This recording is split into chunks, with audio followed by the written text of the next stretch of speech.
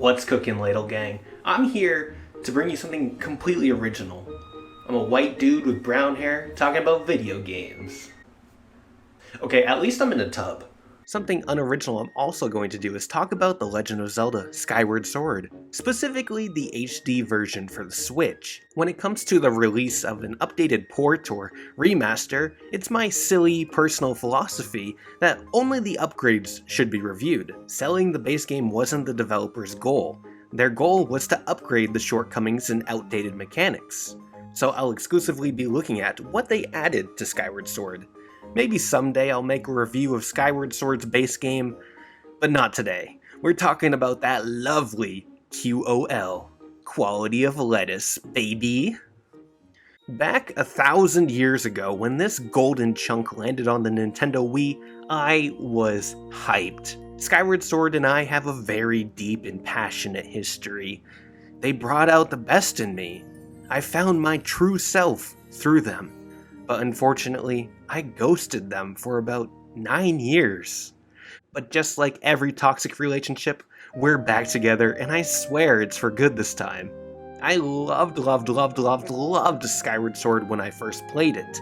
The motion controls didn't bother me, and the padding never annoyed, because I play Zelda for the story, which tells you how few friends I have. But after playing the HD version, I literally could never go back to the original. And by extension, motion controls. In the remaster, there are new button controls that seemingly awkwardly integrate motion controls onto one of the analog sticks, and also features a free roam camera that can be accessed through a combination of the left bumper and that same analog stick. I find this control scheme to be really good, but to be honest, I didn't expect to love them this much. I'm an absolute Goomba for Nintendo products. They will poop out anything, and I will buy it. These Joy-Con? They're gorgeous, dude.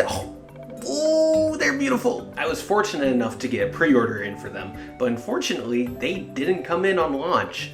So up until they came in, I had to use buttons. But by the time they arrived, I was already a dirty button lover. The button controls took time for it to click, but once it did, combat had never felt so fast and fluid, my swings had never felt so accurate, and I never, ever struggled with Skyward Strike. I tried the motion controls when my sexy Joy-Con came in, but they just didn't jive with me. Everyone says motion is the optimal experience, but this just feels better. For me at least. For once in my life, I'm in the minority. The new control layout was Nintendo's big selling point for this remaster, which is admittedly weak. But that doesn't mean that's all they had. There was also the removal of item introductions that happened every time you reloaded your save file. If you picked up any item like a rupee, you'd get an info box for it. I never realized how annoying it was in the original until I picked up an amber relic for the first time in the remaster, and then dozens of repressed memories flashed before my eyes. Amber relics. On top of that, they added a faster text option, autosave, they cut some tutorials, and added a skip button to cutscenes, which is how I was able to beat the game in just 19 hours. And the most painful, but most understandable crime, cutting down Fi's dialogue. I'm one of the few sad individuals who liked our computer calculator Siri-like AI partner, Fi. She's a silly robot that I grew fond of.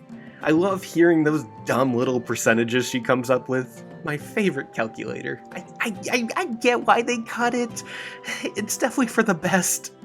But I just really hope more people like her because of this change, because I really do like Fi. And of course, it should go without saying, because of the title of the game, they upscaled this game to look even more pretty. And bro, this art style really pops with a higher resolution, especially at a consistent, buttery, smooth 60 FPS. Woo-hoo-hoo. It's like watching a painting come to life. It is such a gorgeous art style, except for those lips. Link. What's up with those lips, buddy? God damn. I've been endlessly praising this game like a brainwashed Nintendrone. I totally am one of those.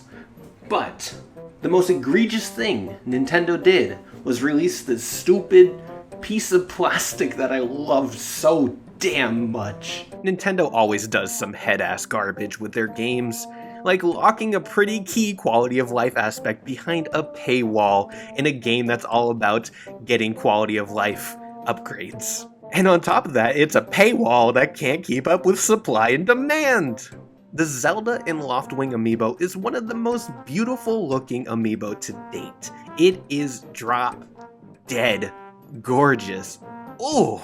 Probably because it's almost double the price of a traditional amiibo, coming in at $25. This would be fine if fast travel wasn't locked behind it. When you tap this amiibo in-game, you can instantly travel to the sky from the ground. It really only saves you a few seconds because there are plenty of statues you can use to get back into the sky quickly. But it seems like a perfect feature that should have been in the base game and not in some amiibo. With the game being at least $60 and the amiibo being at least $25, not including tax and potential shipping to your house, which you need because 90% of the population has social anxiety, that's $85 for the game's full quality of life offering. That's steep. That is steep. Nintendo's lucky I'm a sucker. On top of the overpriced plastic issue, there are a few other things Nintendo could have changed. Like lessen the amount of tad tones, speed up the flying, kind of like the Swift Sail with Wind Waker HD, and cut out needless errand work in the story, if that's even possible. There's one segment when you're going to the second fire dungeon where I'm like, is this backtracking really necessary? If they could have cut that segment, that would have been cool. If you know what I'm talking about, it's where you get the robot to carry a thing of water. It's a pointless 5 minutes of my life wasted. But at the end of the day, I believe Skyward Sword HD is still worth its asking price. The changes feel significant to warrant it. It's no Wind Waker HD level of change, but not many games can touch that perfection. Oh, Wind Waker HD, you're the hottest thing ever. God damn, why can't every game be like you? I give this silly sack of Skyward Sword an 8 out of 10. I may be a Goomba for Nintendo, but I can acknowledge when there are some blatant issues. Skyward Sword HD had some problematic aspects, but it's not as sinful as many fans make it out to be. I think a lot of people dislike Skyward Sword, and they threw their irrational hatred towards this port, when in reality Nintendo offered quite a few great things. Sure, there could have been more, but it's serviceable. Yeah, f*** you though. Button controls rule, baby.